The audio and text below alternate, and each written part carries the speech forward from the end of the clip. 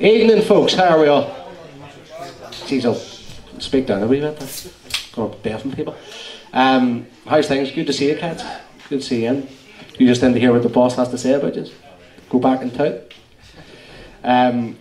Folks, thanks very much for coming to the Q&A with the manager and assistant manager. Harry was a wee bonus there, walked in late. Looks younger than Barry as well, so that's surprising. So what I'm going to do is just have a wee chat with the boys, and then we'll open it up to the floor. And just so you know, the last time we had one of these, there was the manager we had one with was no longer the manager 2 weeks later, so that's your first target. Try and if you can be here at the end of June, that'll be brilliant, boy. We've heard a wee bit from Jared about how you came to be at the club, and I think you said a wee bit yourself. But what actually happened and how did it come about, and how long was it in the planning in your head?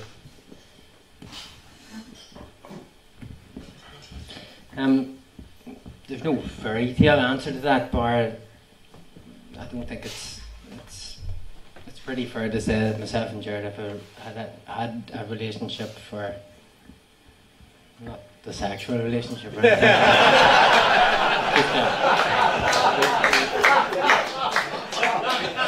Is this still late, Mick, is it?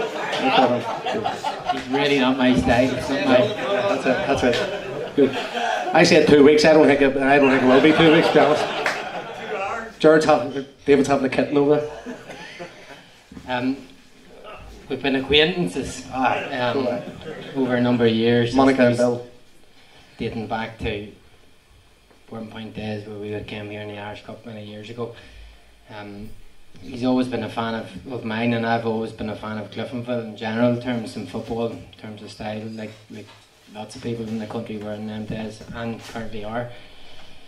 When the opportunity arose, we had a quick conversation on the phone and met for about lunch one day, and things pretty much progressed very quickly from there on in. There was very little people knew anything about it bar me and him to start off, and it was kept as quiet could be, I suppose, until they were sure, the board and the club were sure that I was right for them and vice versa. Obviously became more advanced when we see me at games and stuff like that coming towards the end, but yeah, it was an opportunity that I felt that I was ready for and I didn't want to turn down, and it was nice to hear Jared speaking the way he did about me firsthand at the first press conference. So the big question is whether I'll still be talking like that coming. Confirmation that Jared trusts no one, because I tried to get out of him who it was about a week beforehand. He put me on a bum steer, and I told everybody, which he was clearly right not to trust anybody, because it was a complete surprise to me when he got announced as well. Harry, how long have you worked with Barry, and how did you two come about? Because obviously I was talking to you earlier, Dungannon. You were at Dungannon for a number of years, and when did you start working with Barry? Well, I've only known Barry probably 4 years now. It really came out of the blue. It's when Bourne Point came back came into the Premiership for the first time. Got a phone call out the back cutting the garden, sick cutting the garden. I've been out of football for a couple of years, and Barry asked me to come on board. He had no Premiership experience, and we came in and we sort of meshed there and then, and we have a good understanding towards each other. The big thing about Barry, and you know, I don't know, hopefully you'll get to know this very quickly. The man's driven. He's an ultimate professional, successful businessman. Hopefully he can be a successful manager, but he's infectious, and you know, even the feedback so far from, you know, a lot of the players is that, you know, they can see a new regime kicking in, and hopefully we can get them to buy into it and hopefully give the team their identity back. Great stuff. I suppose from a football point of view, what would you see as Barry's best quality? You've worked with him for 4 years now. What would you say is his best quality? Well, normally what he wants, he gets. You know, he can get the best out of people. I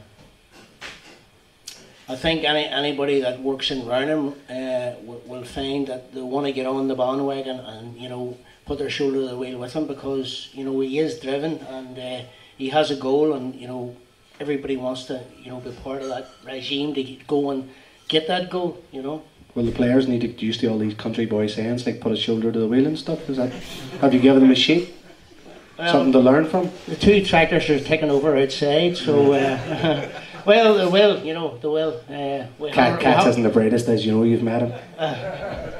Well, no, there's a few cats would be right up there, But wow, that's disappointing. No, a good bunch of lads, and hopefully they'll buy into what we're trying to do.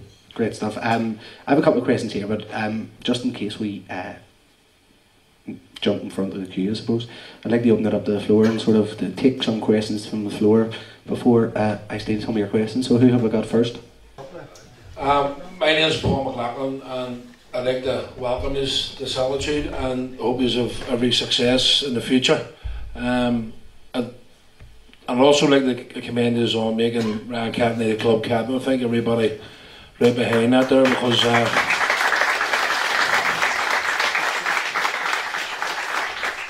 I think the youngsters that I bring my kids and that there to watch Cliftonville, and I think we need players that will be looked up to.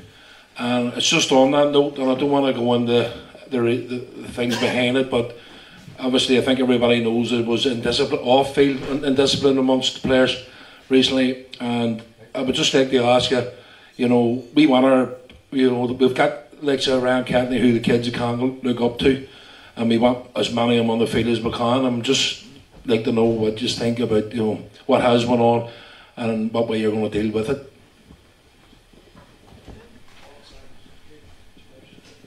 I think first and foremost, we've got to be realistic. For me to sit here and say that I can control everything that everyone does, both inside and outside of Cliftonville, I would be wrong to say that. The team, the new structure will be quite black and white when it comes down to it. It will be very much my way or no way. The players will learn that.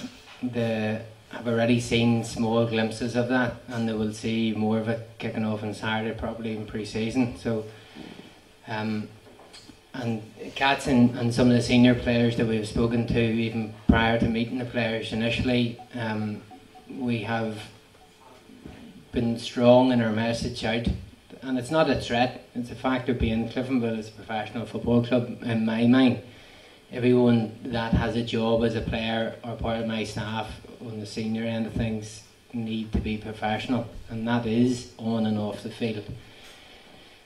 We are all realistic in the modern day game that you can do nothing and get away with nothing, no matter what you do or where you do it now. So players need to be very focused on that, and it's no excuse that they can do things the way they want to do it, and if they don't get caught, it's okay. There's piles of people queuing up to tell me left, right and centre what goes on inside and outside of football, and we will run it as tight as I can. Part of my plan of dealing with that, and I can't comment on what has happened previously or what any other managers have or haven't done here in the past, but for me it starts with me having an understanding of each and every player, what their situation is both in Cliftonville on football aspect and outside Cliftonville, because for me to manage them effectively I need to understand what their day-to-day activities are, what they do, what they work at. Are they married? Have they kids? Do they work on sociable hours? Have they got social habits that I need to address? Do they not? So on and so forth. So we're not being unrealistic with players. I'm saying to them, enjoy their social life, enjoy their normal life, but be respectful that when you put on a jersey for Cliftonville, you take on everything that comes attached to it, and you no longer can do what you want when you want. You've got to be respectful of Cliftonville as a club, but primarily me, because it is now my team, and if they challenge that, they will lose.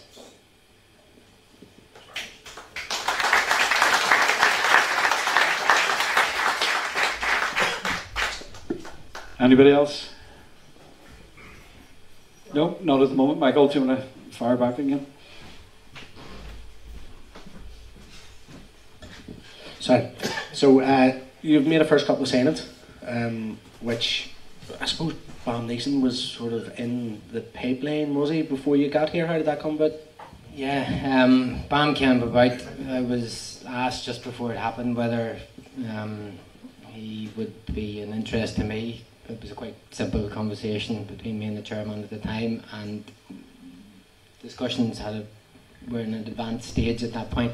I had the final say on it, you know, whether I wanted it or not, and I think it was quite clearly an easy first tick. It was an area that we needed to strengthen on very considerably, and we would still be looking to possibly further strengthen that before the window closes. And Harry, you've been, I suppose, around the league. Obviously, Barry knows Liam Bagnall for a long time, and did he come through the whole way with you at Warrenpoint Knows? You've seen him over the last 4 years. Where would you judge him in terms of quality, not just at Cliftonville, but in the league in general? How good is he? Because we've heard some great reports. Well, Bags is, I think he's a Cliftonville type player, to be honest. You know what I mean? I remember the good the league winning sides of Cliftonville a few years back. I remember watching them as a neutral at Shamrock Park one day. I remember Hegney and Johnson absolutely like bulldogs around the pitch. Absolutely ate everything, won everything, and then let the boys go and play, and boys and Gormley done the rest. I think Cliftonville has been lacking that a wee bit, since obviously Katz's injury and Johnsy's retirement. We identified that early doors, and he's been a big target, and we're more than glad to get him in, because I think the Cliftonville supporters love him, and that's no pressure on him at all. But I think they will. I think they'll love him. Great, because as I say, we have heard great reports about him. Looking then at just a couple of wee questions that were sent in. You mentioned already you have a couple more targets. Where in the pitch would you like to strengthen? Because I know these are sort of everyday manager questions, but from where we've came from, we probably didn't really know who our best team was towards the end of last year. And there's a lot of talk in the stands about where we could see strengthening, but from what you've seen in the team in the last sort of month of the season, where do you feel are the areas that need strengthening most, and where do you plan to strengthen? I think the key thing is strengthening, as in what is stronger than what we have. I'm in a very difficult position because I have 25 squad players now that I haven't been blessed with time to work with for any fashion. So you as supporters are probably more familiar with that, the players that have played week in, week out, than I am currently at the minute. We've had a few sessions on the field, but if I was to judge every player on how they train, some of the best players are terrible trainers and vice versa. So we will assess that now coming into some of the pre-season games, and when we get into the depths of pre-season. But we won't, like I said in the first press conference, we won't be rushing out to sign people just for the sake of it. The signings that we have made so far, there's horses for courses, there's reasons for certain things. It would be nice to be able to sit here and explain every one of them in fine detail. We haven't got that luxury because it gives credence maybe to some of the opposition teams and what we plan to do going forward. But we'll assess it. We are looking at a couple of players at the minute, and we'll look at it going forward then from there. There's always a solitude. The first thing we always say, when somebody's not playing great, we're very knowledgeable as fans about the reserve team. We always know who's doing well, and it always filters through the stands. There's a couple of fans that are quite prominent that are happy to tell you who's doing really well in the reserve team. And there's an argument to say that maybe not enough of them got a chance. We've seen Tiernan Nicol leave the club recently, McNichol, sorry, and he's away to Glentoran, probably on the back of he feels that he didn't get enough chances in the side. Although from the reports, which aren't always accurate, he was doing a really good job in the reserves. How big a chance do they have? How do you see that filtering into what you do in the club? I think everybody needs to have a certain level of patience at the minute, because we have what's deemed the first team panel at the minute that we're trying to familiarise ourselves with. For me and my background, I am very pro young players. I'm very pro players listen, this league, people tend to deem that you need to have 10 years experience and you need to be a certain age and a certain height and you need to be in the gym so many times a week and all this nonsense. At the end of the day, we have some young lads that we've brought in pre-season so far, Gary Donnelly, Aaron Donnelly, two of the 20s that we brought in this week. The names escape me, Nathan Waters and Cormac, is it? Yeah. So they're in, and we're having a wee look at them during the pre-season plan. We hope that we will hold 2 or 3 of them in the first team panel going forward for the season. But they've got to be realistic that they're fighting away into a squad at the minute.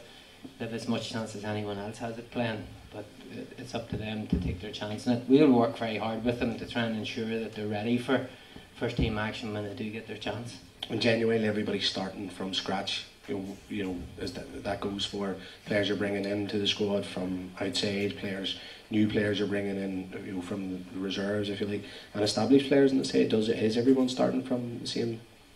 I think it would be nice to say that everybody is starting at zero. You know, it's probably not true. In real terms, I have already certain things not confirmed in my head, but certainly certain things that I have liked so far. Liam Bagnall would be an example. We haven't signed Liam Bagnall in to Cliftonville to sit on the bench.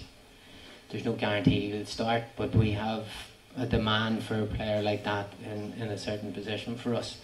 You've got Joe Gormley. Yes, players you'd want to build your team around. They are established top level players at any team in the country. So there is no guarantee that they'll play every week. They need to be in form and need to be doing what they're being asked to do. But you know, there is the nucleus over there, and then we need to fill in around certain key players like that. Good stuff. Lads, any questions, just stick your hand up and we'll get to you. Sorry for that dodgy accent, okay? I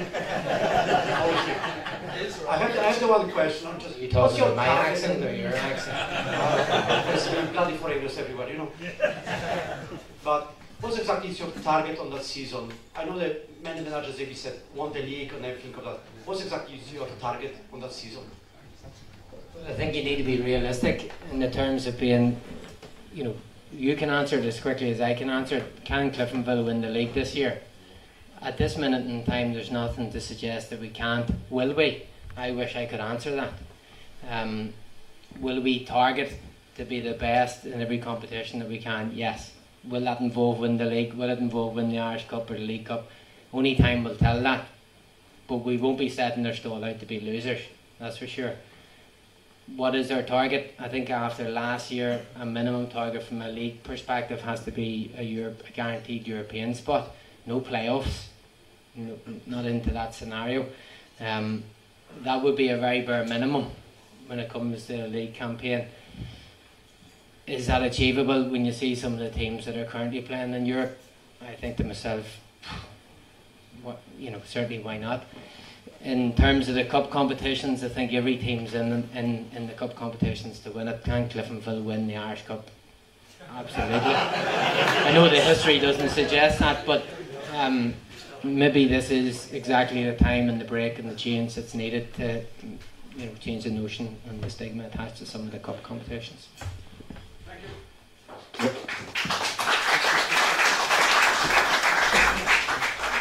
We'll have a player in Daniel Hughes who probably hasn't lived up to where he might have should have been when we're attracting him. Probably because a lot of time maybe out of position, things like that. How do you get Daniel Hughes to play the way he did at one point? Because he'd be like a new signing. Yeah, obviously Daniel's one that is probably more conscious of me taking over as manager than anyone. I've already got rid of him once, so he's probably more panicked than anyone is. But on the flip side of that, he's a player that I'm massively familiar with, and he had scored considerable goals for me at one point in a team that, with due respect, wouldn't have anywhere near the quality levels that we have at Cliftonville. He knows it's a massive challenge for him because there is no more comfort zone for him. There's no more just in the Cliftonville in the manager, blame the positions, blame this. I'll play him in a position that I know suits him, and he will be tasked. You know, let's face facts. Daniel Hughes needs to play closer to the goal. He needs to score more goals, and he needs to be more clinical on the ball. Just exactly all the points that he would have done for me at one point. We're confident that we can get him back in that. And like you say, has he hit the heights that he should have when he came here first? Absolutely not. But he's one of many, probably, in the current squad at the minute. This might be a bit controversial, and that wouldn't be like me to be controversial. But I know I'd like to mention players' names, and that's maybe what would be controversial. You know, for example, well, in general terms, are there any of the last year's senior squad? Well, we know who have left. Nosey has left. He's about the only one I can think of. Now there are other senior players. There's Jay Donnelly. People like that. Have they re-signed for next season, or are you still in negotiations with people like that? The ones that we have re-signed is the ones that's been announced. Everyone else is currently under contract. Nosey has left. Stevie Garrick, Marty Donnelly, Jude Winchester, Chris Curran. Ross Lavery. Is Ross Lavery saying? Yeah. Chris Curran, Jay, the other players like that are currently in contract at the minute, so there is no negotiations going on. There is no negotiations at this minute in time with any of the panel. Everyone is either signed or is currently in contract. I think that just goes back to the point to answer Jack's question there, what Barry said earlier, which is, as best he can, everybody's starting from zero. So what we know about players and what we've come into this year thinking about players, we can't, I suppose, expect Barry to have, you know, an opinion on them before he's got here. It goes with what he said earlier. He has to treat everybody starting with starting from zero as best they can, unless they're, you know, the Bagnalls of the world, the Joes of the world, the people you want to build your team around. So I understand those questions, but it obviously the answer sort of ties in with what you said earlier, starting from zero, and everybody gets that chance. Sorry. Barry Gray, fitness levels of the team. Last year, the last match when we played Linfield, the first half we were all over Linfield. We had them on the road. Second half, Cliftonville team was gassed. They were like old men. How many nights a week have you them up training, and what are you putting them through to get them fit? Sorry, it's a good question, and one certainly that I would 100% agree with you on your comment. Keeping in mind the players after the first meeting, we agreed a 2-week break, and they've been in once a week plus their gym work from then. Pre-season properly starts for us on Saturday. We have a 7-week pre-season programme which we will be in 3 times a week generally, depending on our game fixtures in the round up. We'll be in 3 times a week. Some weeks we're in twice, but in extended sessions. Saturday sessions are doubled, and I can guarantee you this: fitness will definitely not be an issue for us this season. Hand on heart.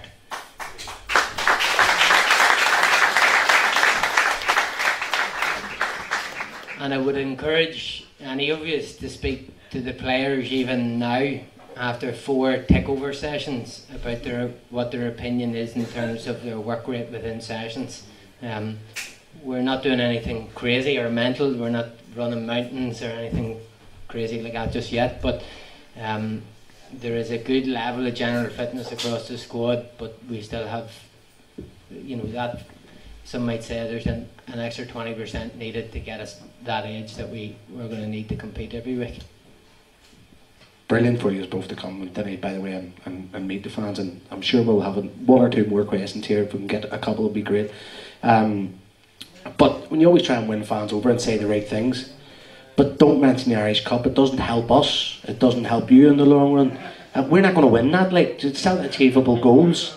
If you do win it, hero status, build statues and shit, I'd say it for you, but it just frustrates us, alright? So if we can just leave out that, that's nonsense. Next question, please. Hi Barry, my name is Dale. obviously your tactics are up to you, but can you just assure us you're not going to play 4-5-1 like you last night? I think we touched on the initial press conference. The shape and system definitely won't be the same as last year. Debate over 4-5-1, 4-3-3, whatever, whoever's eyes it may be cast upon. Our system will be set. We'll have two variances of the same system. There will be occasions and in certain games with certain opposition, depending on the results prior to them, that we may play one striker. But as a general rule of thumb, we will be playing two, at least two attack-like players as far up the field as possible. I think it's absolutely top class of you both to come and sit and because like every club, you know, knowing the fans, getting the fans on side is always going to be a massive support, and hopefully it will, you know, transfer onto the pitch and how the support, you know, backs you two from the very start. Was there any questions you were hoping would come up that didn't? Is there anything you would like to add that maybe wasn't asked of you tonight? No, I think as a general just comment, I would ask for everyone's patience, primarily in pre-season, until we get a full understanding of what we are working with. I suppose we can only promise you that we will do the utmost in terms of how we play and our preparation for play. But it's going to take us a period of time to become Didn't Talk next week and expecting everything to be rolling, dusty and whatever. I know there's been some comments about maybe some of the pre-season games and the, if you like, the lackluster of some of the fixtures. I think we're in a unique situation this year where priority in pre-season games for me lies with me familiarising myself with the team and getting appropriate opposition, I suppose, to allow me to do what I want to do within them games. Unfortunately for you as the supporters this year, it doesn't bring much gloss to it. But hopefully this time next year we'll be preparing for a charter flight somewhere with everyone else that's in Europe. And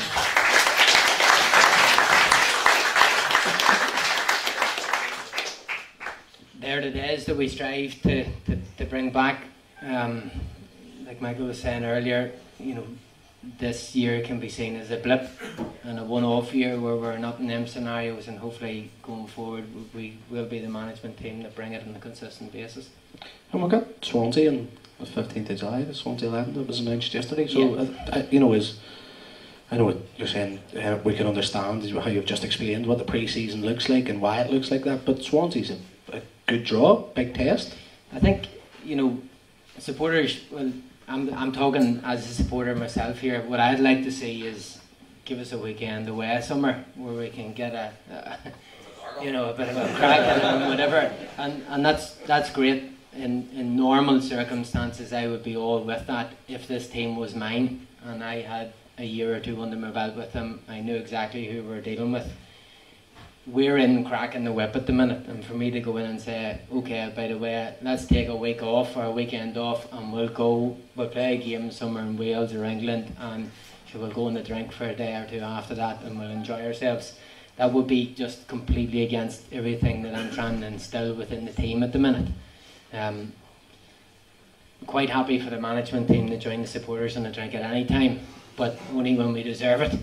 And I think we've got huge work to focus on first and foremost in that, and hopefully your support and your social aspects can be driven on a week-to-week basis, that when we come in off the field and we have points in the bag and sit in a position on the table that you can enjoy for the next 40 odd games, that will reassure you a wee bit why we haven't got such a, you know, a socially minded pre-season programme. Conor Murray is very excited for next year, I can tell already. I've seen him getting excited down there. Right, any more questions just very quickly? If not, I think you'll all join me in a big massive round of applause for Harry and Barry, and thank them very much for coming tonight, and do have a